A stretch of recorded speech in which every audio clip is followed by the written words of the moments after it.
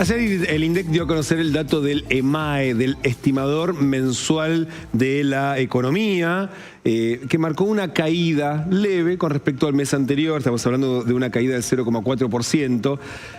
En el contexto electoral, ¿no? Lo que mide el EMAE es un anticipo de la actividad económica para saber si el PBI del país está creciendo o está cayendo.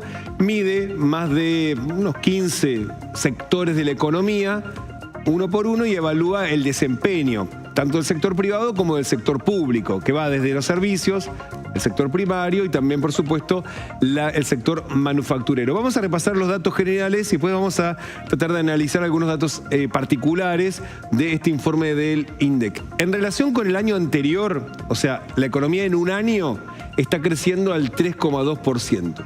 ¿No? Ha pasado una caída el año anterior y ahora en este año, pensando de noviembre del año pasado a octubre de este año, no es solamente 2025, es también un poquito de 2024, hay un crecimiento de la economía interanual del 3,2%. Ahora, el problema específico de octubre siempre viene con un poco de meses de atraso, así que lo que tenemos es una foto que está un poquito vieja.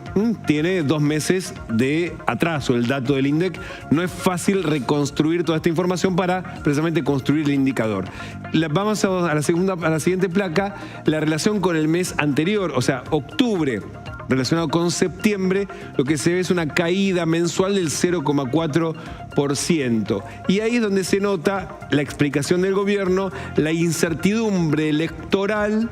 La incertidumbre electoral también tuvo que ver con el efecto sobre la actividad económica, por un lado del consumo, pero también, por supuesto, de quien produce, no así de quien importa, que vamos a ver que son los sectores que mejor le ha ido. Vamos a analizar entonces algunos sectores, los que más subieron, y no solamente subieron, sino cuya suba tiene una incidencia mayor, porque, por ejemplo, el sector que más sube en el año es la pesca. La pesca se dispara casi un 100%, 91,5%. O sea, en un año casi que se duplicó la actividad pesquera en la Argentina. Lo que pasa es que la incidencia de la actividad de la pesca en la suba es muy baja, es del 0,1%. O sea, el sector crece mucho, pero el crecimiento de la pesca en la economía en general incide muy poco. No así la intermediación financiera. Hay un boom de agentes de bolsa e intermediadores financieros, que es un sector que creció casi el 23%, pero yo te decía, si en un año crece 3,2% de la economía, una cuarta parte de ese crecimiento lo explica este sector. Agentes de bolsa, los bancos e intermediaciones financieras. Las tasas de interés se disparan, ayer lo contaba Capel, el nivel de demora que hay en los pagos. Las familias cada vez se endeudan más caro. Claro, encima tiene un nivel de morosidad importante, pero cada vez pagan más caro. Eso hace que el sector que recibe precisamente la ganancia de que paguemos más caro es este sector, ¿no? Que hay una renta financiera enorme que explica una cuarta parte del crecimiento económico del último año. Y también avancemos el siguiente sector que le fue muy bien en el último año, que es de la actividad inmobiliaria, empresaria y de alquiler. Uno dice, bueno, 23% casi, 3,8% sí, pero es un número que va casi en línea con el crecimiento general de la economía, pero este sector tiene una incidencia muy alta, que también si es del 3,2% el crecimiento total, esto explica una séptima parte. De vuelta, actividad inmobiliaria, alquiler, o sea, renta, donde el trabajo de muchos se lo queda el resultado unos poquitos. Hay un sistema que esto explica mucho de la concentración económica que se está dando y en sectores que tienen muy poco empleo. Y de hecho, la contraparte son cuáles son los sectores que peor le fue, pero cuya caída tiene una incidencia muy alta en la economía. Por ejemplo, el sector manufacturero. Pasemos al siguiente.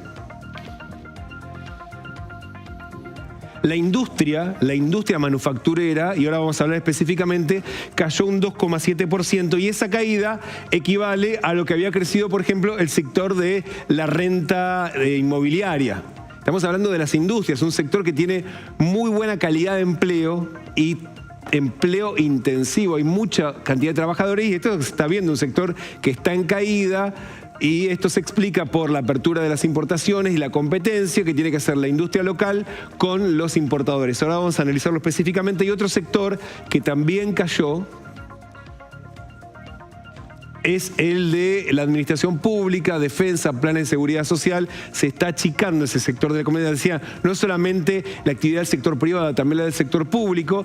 Y acá se ve, por ejemplo, cómo la seguridad social, es decir, las jubilaciones, por el bono se va achicando. Lo mismo que los planes sociales que están desapareciendo, ¿no? En abril, por ejemplo, lo que era el plan Potenciar Trabajo desaparece.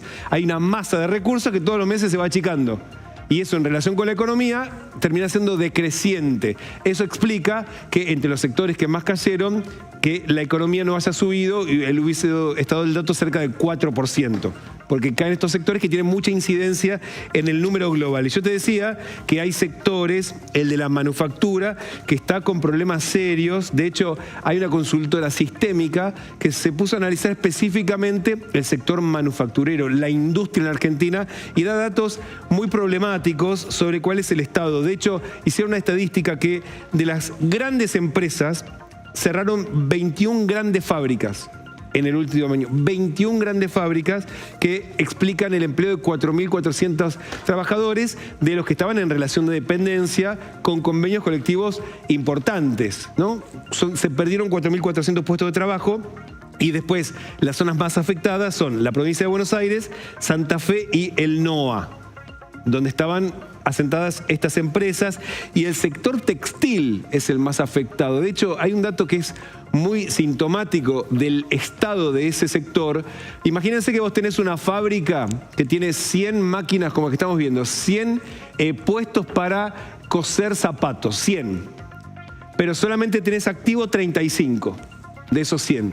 Esa es la capacidad instalada que se está utilizando hoy en el sector textil. Solo el 35% de la capacidad instalada se utiliza.